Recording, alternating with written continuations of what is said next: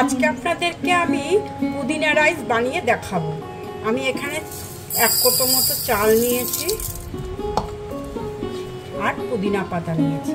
এই পুদিনা পাতাকে বেছে ঝেড়ে আমি আপনাদের সামনে নিয়ে আসবো, আর চালটাকে আমি ভাত করে নিয়ে আসছি।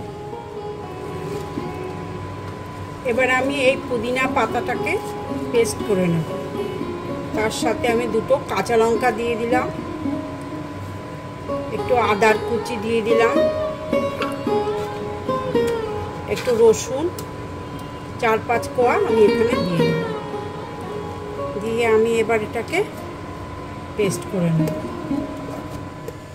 এখানে আমি 2 চামচ মতো রিফাইন তেল দিলাম, এখানে জিরে সম্বরা দিলাম, 4টে শুকনো লঙ্কা দিয়ে দিলাম, এতটা মতো বাদাম দিয়ে দিলাম, কিশমিশ দিয়ে দিলাম, দারচিনির গুঁড়ো দিয়ে দিলাম।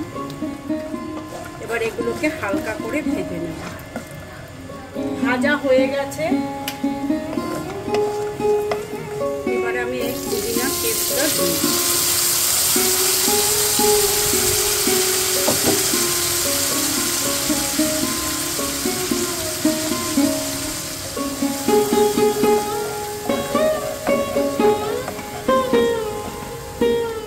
এর মধ্যে 1/2 চামচ মতো চিনি দিয়ে দিলাম।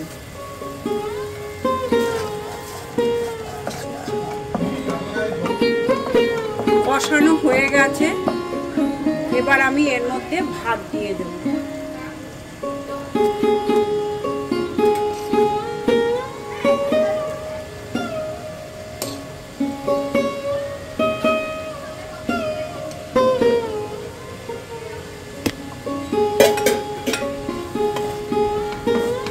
ভালোভাবে মিশিয়ে নেব।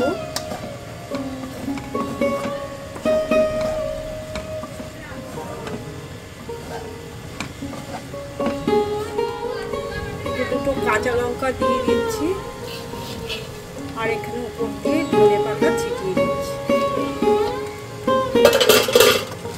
ভালোভাবে মিশিয়ে নেব।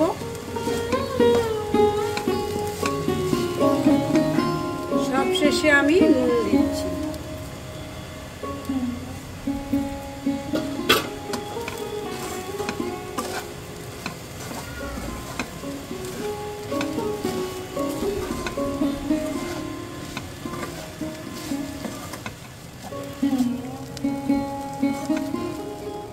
পুদিনা রাইস আমার রেডি। এইভাবে আপনারা বানিয়ে খাবেন, দেখবেন খুব ভালো লাগবে।